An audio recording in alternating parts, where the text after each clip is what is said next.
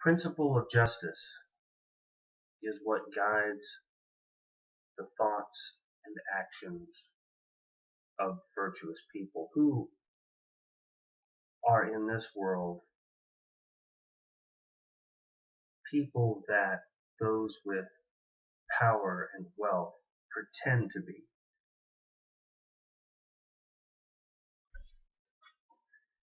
I say that they are not, and I say that they have no right to enjoy the pretense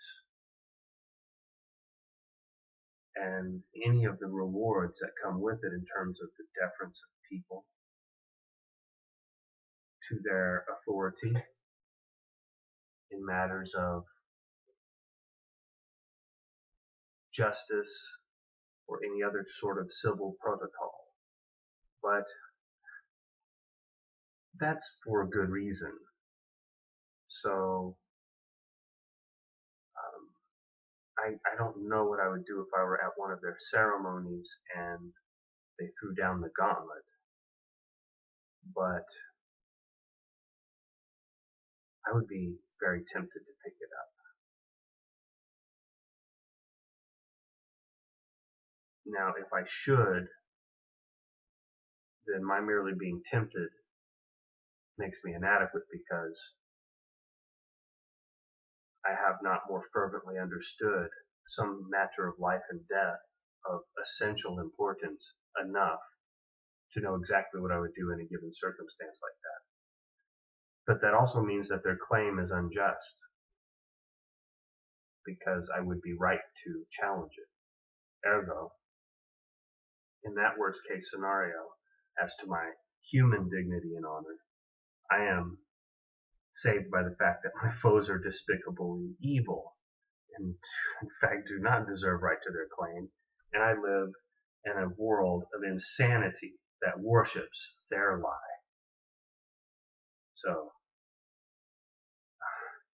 that's the far more horrible part of this nightmare, not my slight concern about my own character, where I find I am not somehow possessed of enough knowledge or virtue, wisdom, to simply plunge in and take that challenge without a second thought. Why do I have the notion of hesitance such that I may merely feel tempted? Well, in a world where I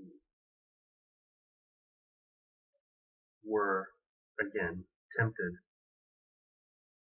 and that were ashamed that I didn't act, it would be proof that I should have acted, and therefore that the despicability of those whose challenge is false, whose claim is false, should be challenged by everyone.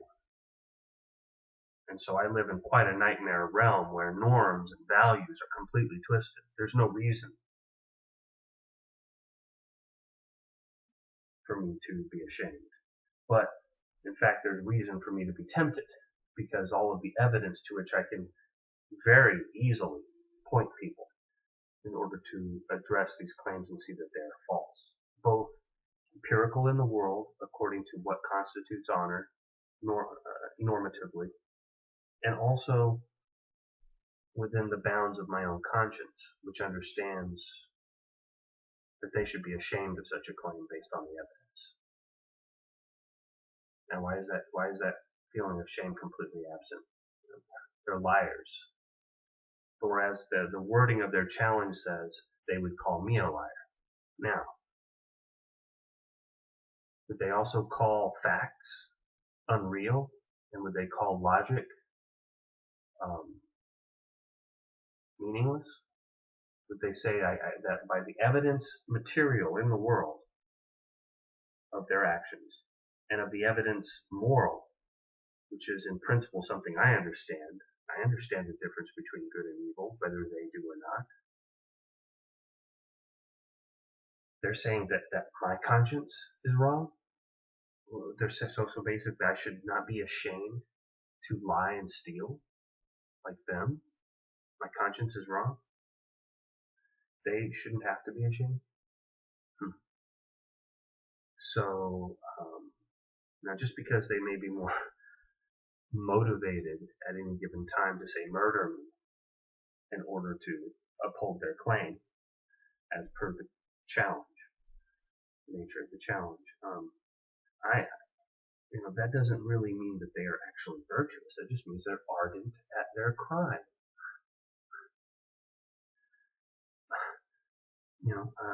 It's a rape of justice, what they do. So in that case, they're not to be commended as valorous.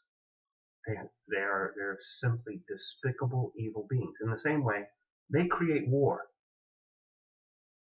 and define the right to declare it as theirs. But they are not warriors, and have not been since kings were first formed as the greatest among equals, among tribes, for the sake of going to war. Chieftains of tribes would elect a king, and this would be the leadership that they chose based on his virtues in war and in other aspects of their tribal culture. We suggest to them that he is a trustworthy leader. He will lead large forces in a way best for the whole and fair to each part. So it makes him a general. It's a general and a king were to some degree fused into one role early on. But of course, as this became a tradition of honor that was extended across generations, eventually you ended up having a royal class evolving, which was not founded in the virtues of combat and was no longer really based on the same values anyway. And even in those earlier cases, you simply have an anthropomorphic honor. It's an anthropomorphic honor. It's not divine honor. Now, the ons honorum, the fons honorum of humanity does not necessarily constitute a divine evidence of authority. It's just how, at a minimum, we can look at nature and go, this is how it's strung one-celled organisms together into this, and this is what it does. It's not evidence of value. It's not evidence of virtue. It could be evidence of blind stupidity, which is a mockery in its creation of a well-adjusted, rational, virtuous being in a cosmos divinely generated. I mean, they're mocking that idea with what they've done here with humanity. The evidence points to that too. But in terms of the claims of honor that were handed down eventually to become the modern institutions of regency, the royalty are merely figureheads of the notion of that office. Because that's what it is. It's an office of authority. And likewise, those who surround them as their champions, the secret services, are not true exemplars of virtue themselves. Well, they might be quite excellent because of their connections, their heritage, their tradition, their genetics, whatever, of great feats of viciousness in battle against people, but that doesn't make them warriors. So in the end, what is a warrior? A warrior is someone who must go to war to defend their own peace against an aggressor. In other words, a warrior is a peaceful person engaged in the pursuits of their own and of their kin, and then are accosted by an alien force and must quit this form of existence in order to battle with that aggressor against what must be the essence of our form of existence. But there's no way that we're doing wrong by simply being and being right This is speaking on a spiritual level. But the evil forces assault the good. So metaphysically speaking, in essence, they are simply the destruction of the reality of goodness, and by overtaking it with their viciousness, the goodness of reality, if substance persists in their form. It would be as they had it, as Zoroaster once said. Their form would become the representation of divinity on the earth. But thank you, Ormuzd, for helping us wipe out those evil beings and preventing them from ruling the world, and instead, through us, you rule the world. That's what the divine warriors would say after they were victorious in battle against the truly disgusting and evil scum, which at that time had corrupted the nation to accept false forms of religious behavior and false forms of every value. But there was still enough righteousness in the human form from some golden age of previous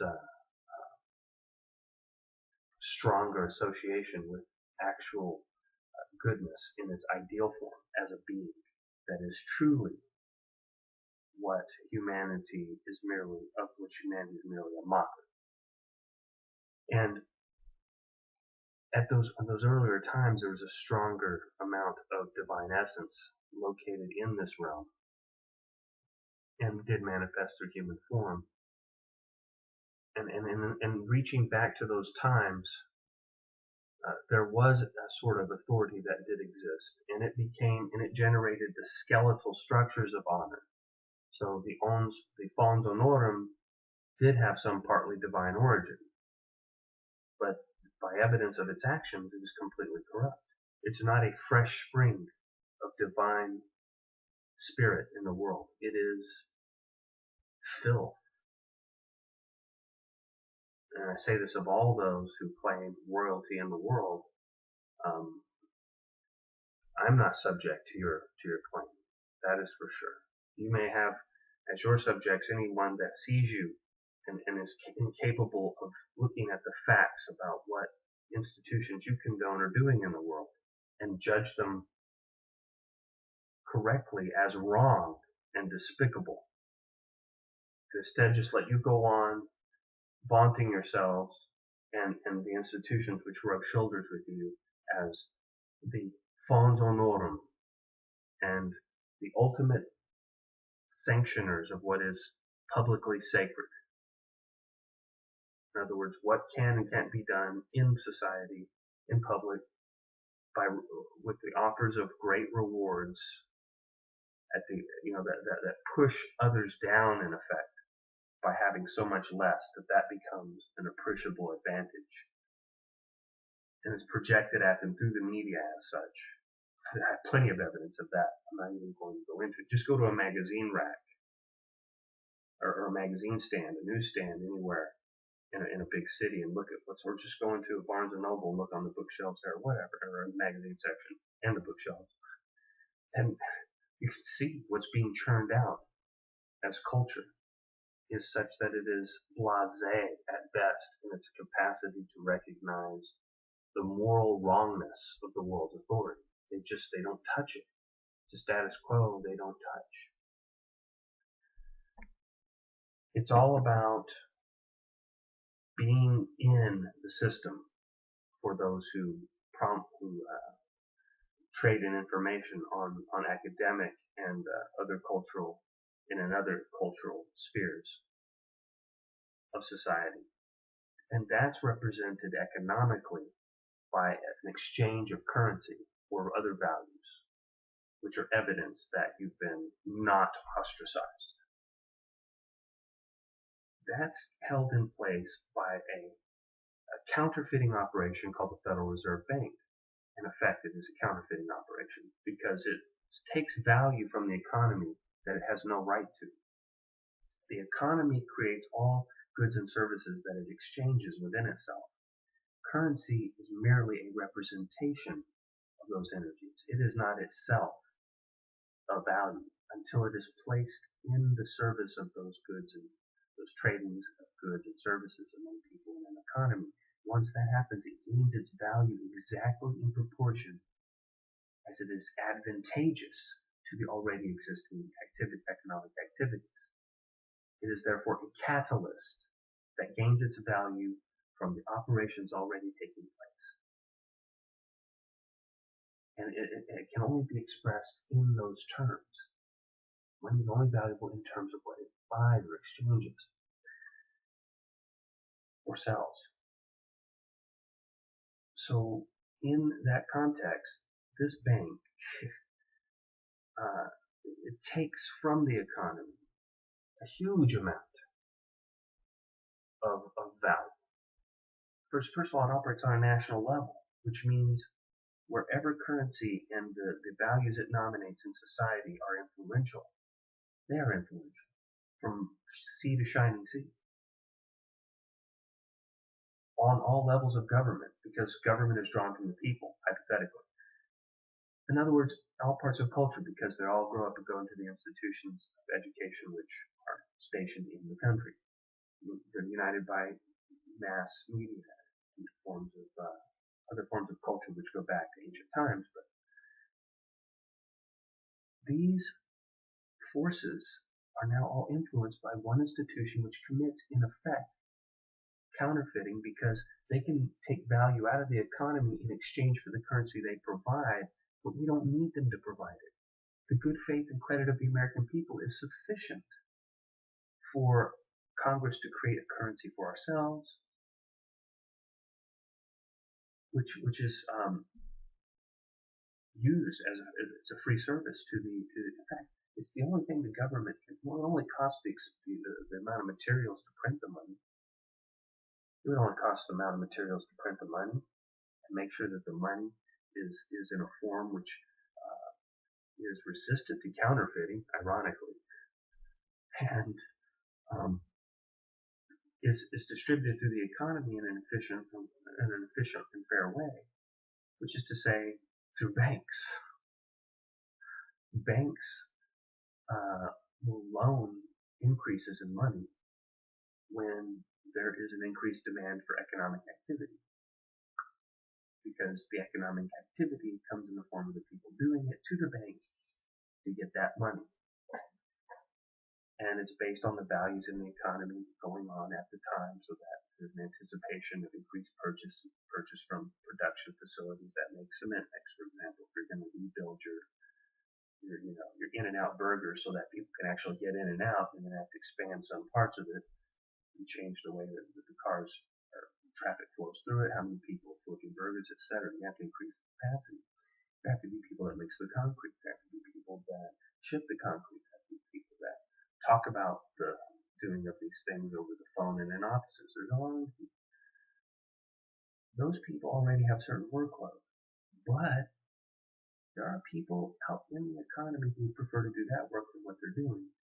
And there may be a decreased demand for work in certain areas, and some of those people may be qualified. In any event, you can have motivated and qualified people coming into the expansion of some form of business, and those people will be attracted by money to do that, as well as by the nature of the job in some cases.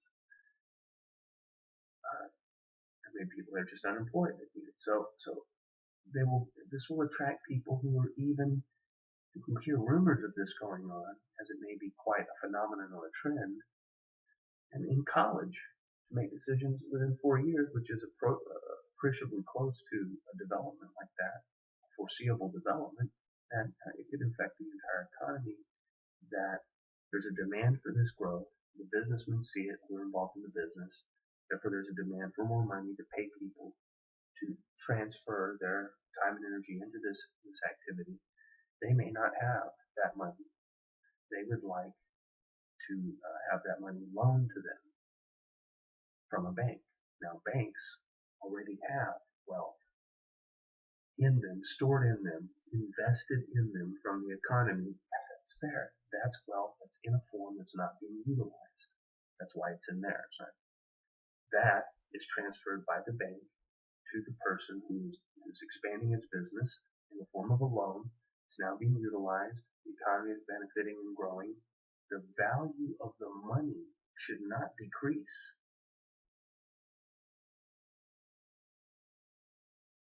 It should stay the same. In fact, if anything, the value of the money should increase because the value of having money in an economy, including this one, just went up. Your dollar now buys more efficiency. When you go to In-N-Out Burgers, now you just get In-N-Out. I wouldn't buy them. I don't do that. I don't eat burgers. But just saying, that place is notorious every time I see it for people not getting in and out. They get in, but they don't get out. It's very slow to get out. They're all trying to get in, and it's far from just in and out, right? It's just an example. I don't advocate eating meat. I advocate doing that as little as possible, if at all. In the case where the economy grows from its own productivity and fecundity, such as population increase, resources becoming discovered, things like that, technologies being developed, what happens? The people's activity becomes more economically robust. Need for more money must naturally occur. There's already money in banks. In a properly existing economy, the value of people's efforts is something that draws upon the value of other people's efforts in ways that either produce a final result that is tangible or they do not. If people are actually serving a process which ends up yielding a benefit to someone, at the end result, there must be some tangible benefit to someone. If that's the case, then drawing people away from that project would reduce that amount of tangible benefit and would therefore be felt as a loss to someone. So in the case where in an economy we're trying to produce some result that's a benefit through some good or service, and money is transacted through that in order to enable it, that money is symbol, therefore, of that benefit. If someone can produce a certain amount of food, if enough people can produce a certain amount of the essentials, people will have what they need. And if this can be maintained with little effort, it becomes almost like a natural feature of the terrain, you see, because less human effort. But only by artificially restricting productivity and only by artificially restricting access to such readily produced goods like quick built houses, tiny houses, seeds that you can in soil to grow it in, and all this stuff is out there. It's being artificially restricted. If only by restricting that can you gain control over the fundamentals of a person's life: shelter, food, water, air, how they spend their time, etc. Now, in an economy where that's being manipulated against the grain of people's ability to determine that something's valuable or not, you have to cheat by forcing the flow of currency through industries that you want them to have more influence in the economy, like CIA front operations. This is usually done through tax money, but basically it can also be that think tanks prefer to have certain types of industries gain power because they're the ones through whom their puppets in those industries will enact policies that are favorable, that they seek to occur in the economy and in society so that they can shift the way the country behaves the way they want. I mean, this is just seen. I'm saying from the natural point of view, if you think that this is just something thrown together by nature, by the Big Bang, and nothing else, there's evidence right there of the nature of humanity and how it operates, so that fraud is inserted into an economy which has no need for it, and yet people submit to it. So if even you go to the lowest level of honor in society, the producers, which is amazing that they're the lowest, the least honored. The people that make the nation exist, at least if there were no outside enemies or no inside enemies, in other words, if there were no aggressors, evil men, then this would be it. This would be the society. It's evil beings that make other classes of society involving the use of force necessary, and they end up somehow controlling those institutions of civil society. It's amazing. They end up controlling. Criminal-minded people are always there whenever naked power is involved, no less when there's a monopoly on it somewhere. They'll use each other as excuses to get power over a third party. So in the end, the corruption we see in the world is identified as real, even if we take it only as being a manifestation of blind natural forces. Even worse, if spiritual agency is behind this.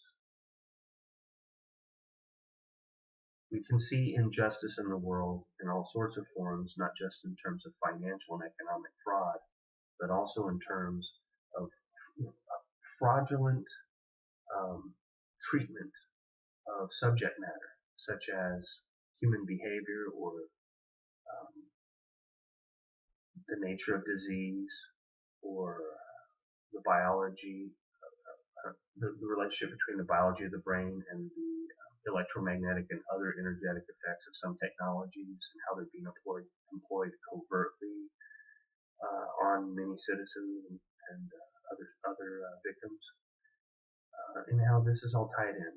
The nature of pharmaceuticals as an industry that is against health and is for filtering chemicals through people as though it were a necessity. That's what their whole objective. The disease is the excuse.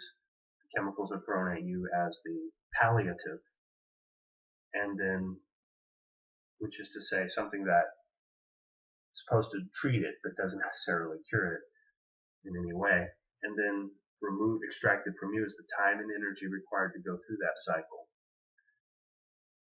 which is also on a macro level the currency drawn away from other endeavors.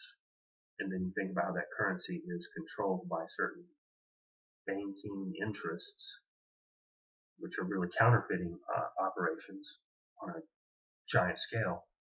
And then you get to see how the criminal operation would be favored in its control by creating artificially constructed economic activities like disease and its supposed treatment, by pharmaceuticals, by surgery, by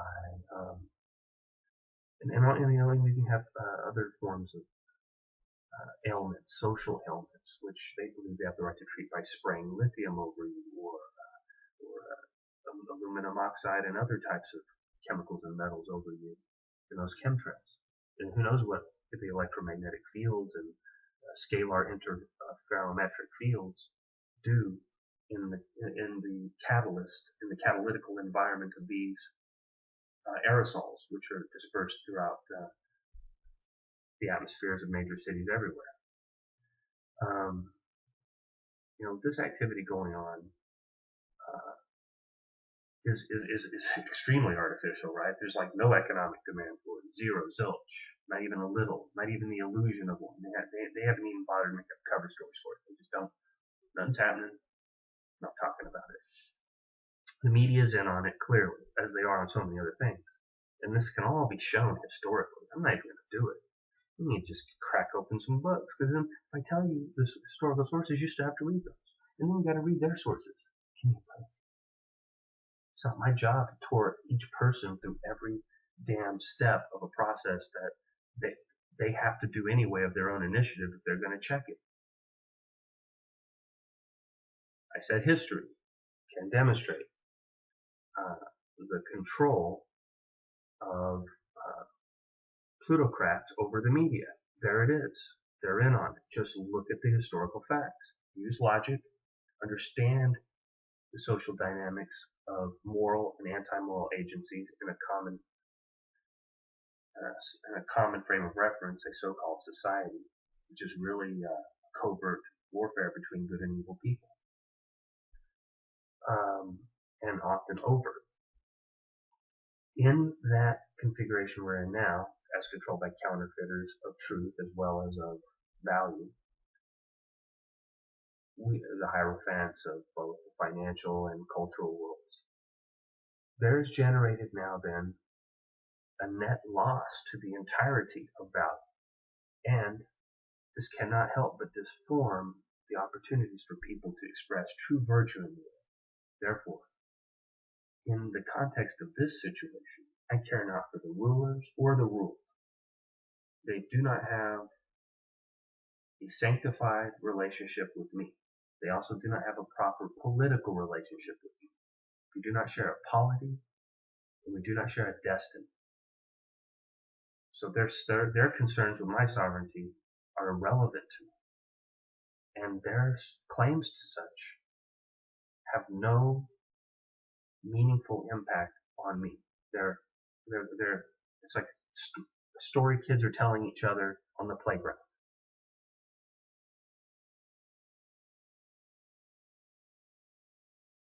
Have I not made that clear enough? I've certainly added a few clarifications in what I've said. Why? Because it is unjust for them to dictate to me terms of my existence, where the issue of decision must be made by the counsel of my own conscience and my own conscience alone, as well as by my own insight, my own judgment, and so forth. They have no place in those decisions. They have no claim to any resources in my possession, in this world or in any other. It doesn't matter what they say. It doesn't matter what they agree among themselves. Because that fact is true, it is unjust for them to overstep that boundary and make that claim. Because of these principles of injustice in the world that we see, and because of the defining feature of taking from another what is their own, and because of this being an identifying feature, we know that just to negate that feature is to negate injustice. So what do we say negates injustice? Justice. And those who are compelled to war against wrongdoers and criminals are warriors. They are just, the rest of them are just reprobates. The enemies are reprobates. And we say then, therefore, that since what negates injustice is justice, and that quality it negates is the method of negating that quality is the method of justice. We notice that what justice declares as a fundamental rule, fundamental law of proper human existence is to each his own. To each his own.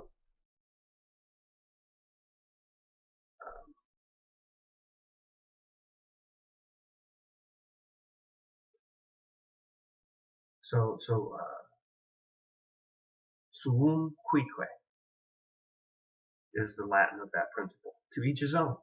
To violate that is to engage in war with another and to force them to yield, to force them to address you. And you've already stolen from them just by them having to attend to your aggressions. You're wrong, extremely wrong. And they're so right to go overboard and make sure that the job is done permanently and well. That is stopped, that is put an end to. Those are not the people who have the positions which are supposedly the offices through which virtuous people perform those duties. Those people who hold those offices are not those virtuous beings. They are corrupt turnkeys for evil activity going on, which is probably well beyond the scope of what's depicted in most horror movies. But no matter, all the worse because real and not fictional. What is grotesque is that the virtuous are the ones held prisoner in this world, physical, in terms of their attachment to their bodies. That's when you'll know that it's something that is attacking the spirit of the person, because the obedience of the spirit is demanded, but on the threat of taking things which are merely physical. So it's only the attachment to the physical that gives them the leverage. It's not a spiritual principle which gives them leverage, and no wonder they're violating fundamental principles of spirit by their aggressive action. They're not in harmony with, they are not kin with those whom they aggress. They're evil. Just like Cinderella's ugly stepsisters, they're not of the same. Clearly, they're of a different. They're of a different breed. She was a stepsister, so an adopted. You could say stepsister, but adopted sibling of the three freaks that she was forced to live with. She was of a different nature. That's why she had the blessing she had, and the ability to reach union with an origin of a different destiny than those who harangued her, basically, her whole life. That's exactly what the spiritual person situation in this world. The people in this world who of their own substance nominate through opinions and norms which they condone those hierophants of culture and force, which bear down on everyone as laws, customs, traditions, mores, conditionings through institutions and relations, social of all kinds.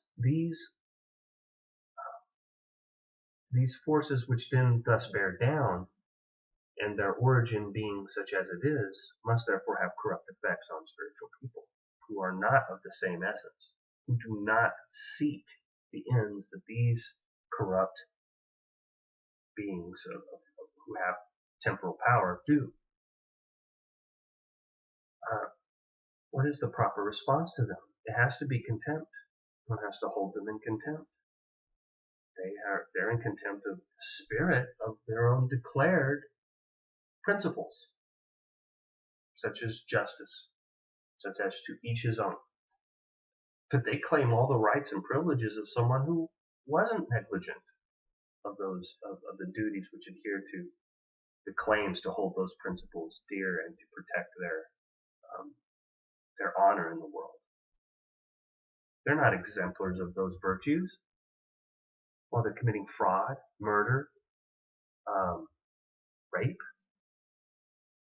What is covert electromagnetic and other types of energetic attacks against people but a form of rape and torture? What else are people nominated to serve as actors, both on the internet and in real life, so as to create a sort of an illusory bubble around the person whereby they're buffeted from interacting with people who aren't directly under the influence of the people who wish to mute the influence of said victims, targets.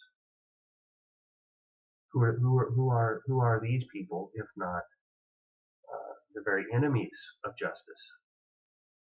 These liars, these rapists. What are they doing if they're not raping lives by leading people to believe there's life, and then they are secretly, life blocking in all these covert ways? How is that life? If they were to do any of that openly, they would have to pick up the gauntlet. And then they would just be criminals in any decent society.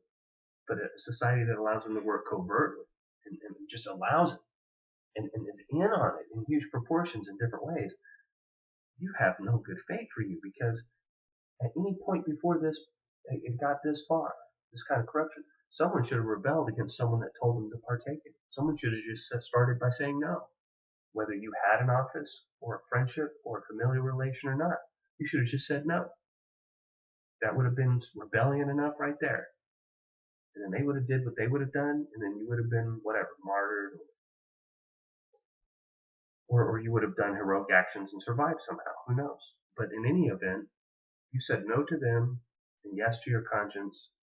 You properly rebelled. This should have happened. The further up you go in a society where people pretend to hold offices of honor, the higher up the rebellion should have started. So royalty should have rebelled against the evil principles which caused them to become the corrupt creatures that they are today, as all the practices they condone and have a part in are thoroughly corrupt. But they didn't. The upper classes should have rebelled against them, but they didn't. Only in their own interest, if they ever did, and only because they had the power. And then in the end, they became just as corrupt and worse. Without a governing corruption over them, they created all kinds of virulent new forms of evil, supercharged by technology these days, and the thinness of human virtue, which seems to exist in direct proportion to its numbers of specimens. So that force of corruption, having the essence of the world at its disposal, is the world. It is the world. It is an illusion. By definition, it is the image, but not the substance. It's an illusion. It has no claim to the attention or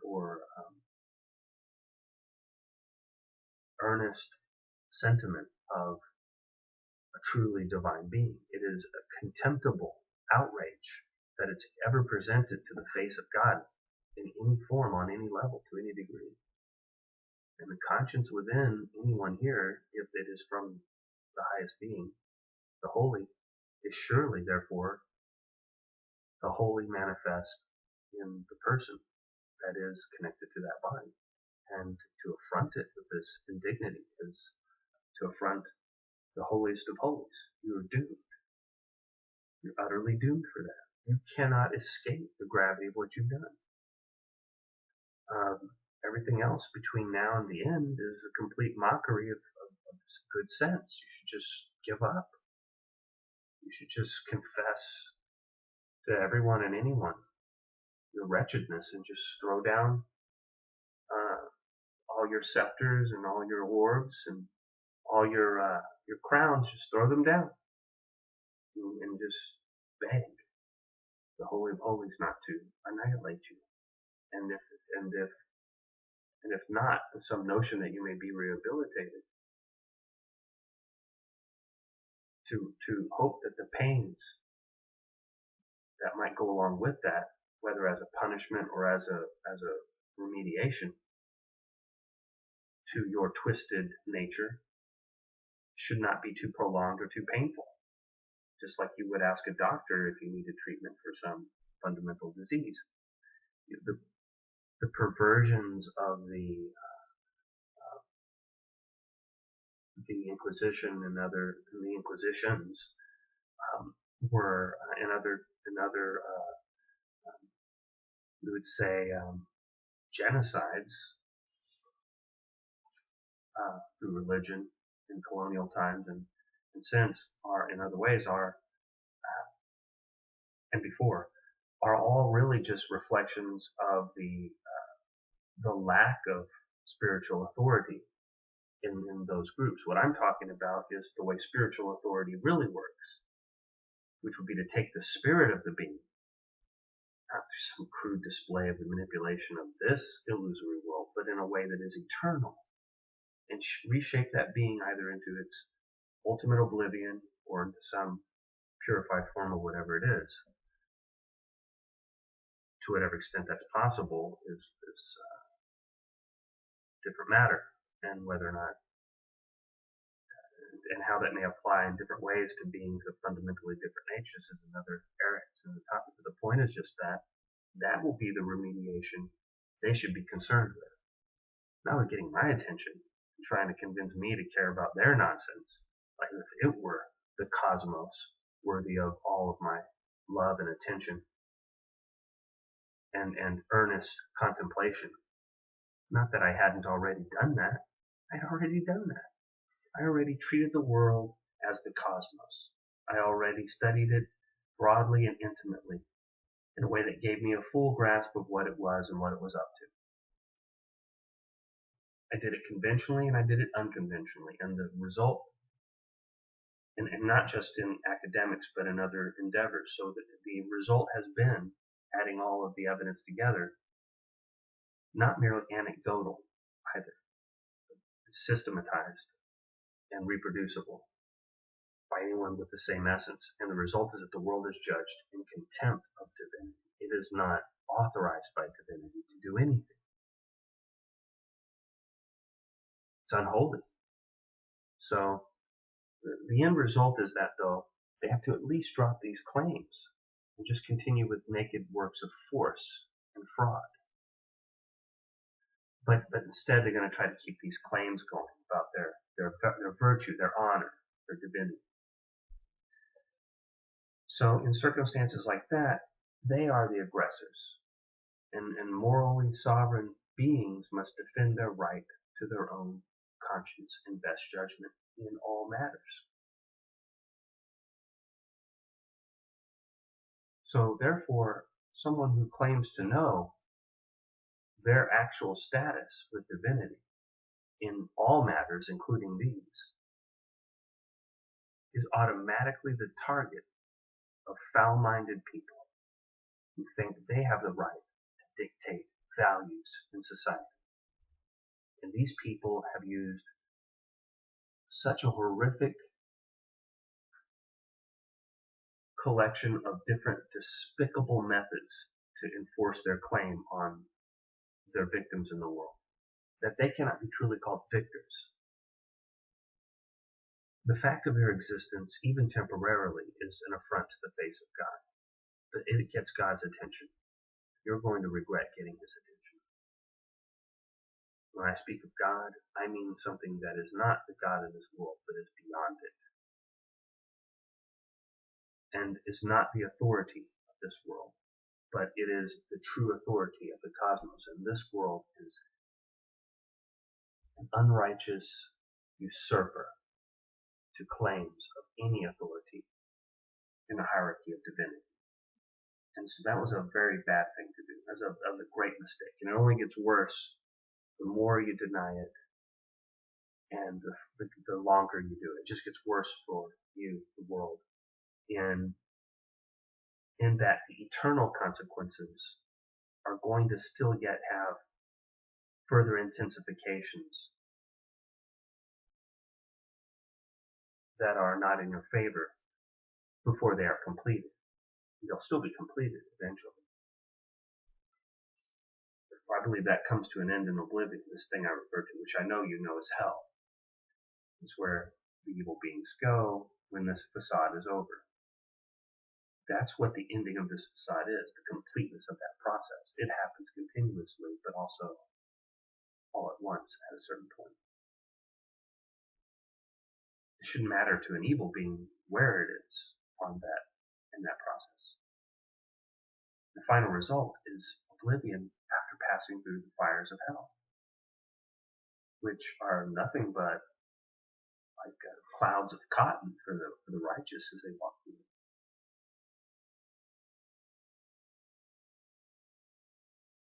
And this you mock whenever those who know you burn. This truth you mock. So to mock God's own judgment, to say things like,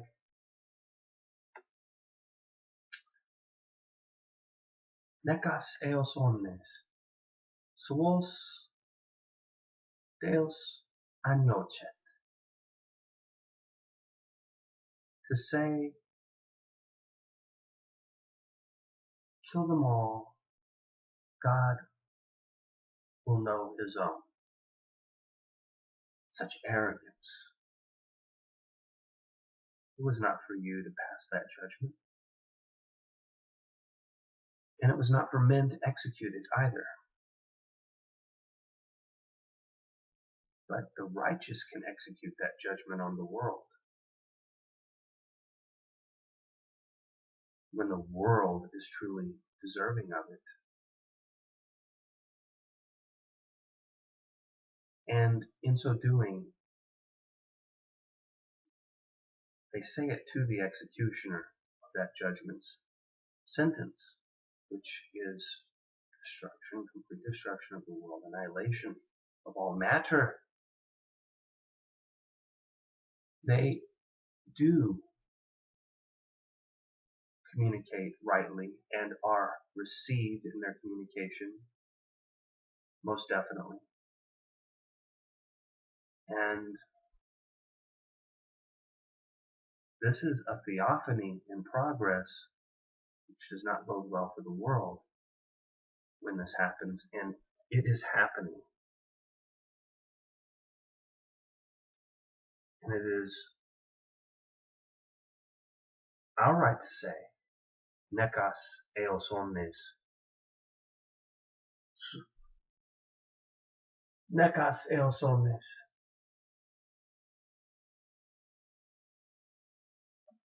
Because the corruption is it's beyond the point of no return in any way. Now, how God chooses, how the true God, when we say God, we mean the term, the final governor of this process, the final authority on it. And it's not the one that people think it is, but that will be an emanation of the divine, which is far beyond what people consider a God in this world. That process, when it is executed by the divine, is one that takes place according to divine's judgment about what is best, but the energy supplied to it by our judgment is efficacious, as is the quality, the polarity of the judgment. I was not fooled into thinking this place was a piece of heaven.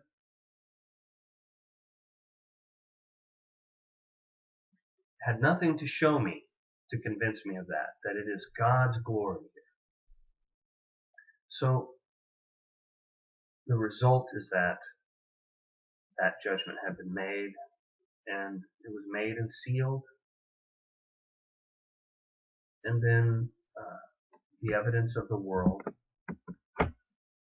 proved that it was right, and then it was delivered to the divine, and that was received, and it is complete cycle once it is administered, and that's administered according to God's will. There's no reversing that. You either crush the butterfly, or you benevolently smiled upon it as it flew by. You did one or the other. And who knows how many times, to what extent, on what scale. But you must answer for it. So why pretend that I must answer to you? Why waste your time trying to waste mine? Because that's never going to happen. That's what I say to the world, and it's because it's unjust. And to each his own. Suum Cuique. To each his own.